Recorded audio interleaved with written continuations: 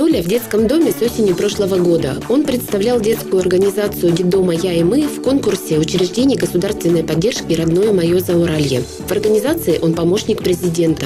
Михеев Анатолий, помощник президента я, а это все мои друзья. Маша, Даша, Вова и Наташа. Дружная команда наша. Без смущения и награды вас приветствовать мы рады. Я помню, как мы начинали. Все было впервые и вновь. Эмблему рисовали, устав изучали.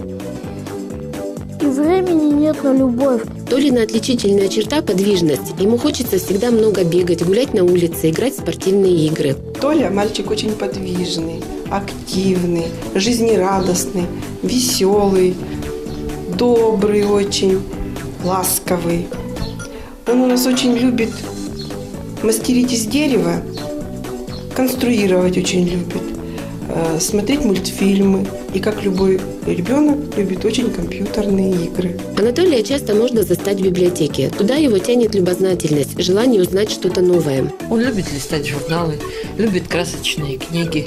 И он, понимаете, такой ребенок, который если он выучил наизусть, он рассказывает очень хорошо, с выражением, четко так говорит.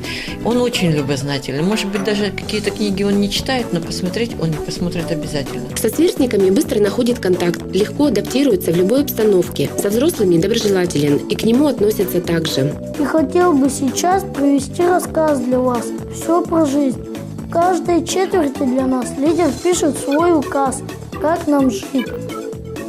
В том указе план работы, то прогулки, то походы, то турнир по вечерам, то линейка по утрам. Что за жизнь? В детском доме Толе скучать не приходится, но он очень ждет знакомства с новыми родителями. Телефоны для справок в Аргашинском районе 2 24 15 2 17 88.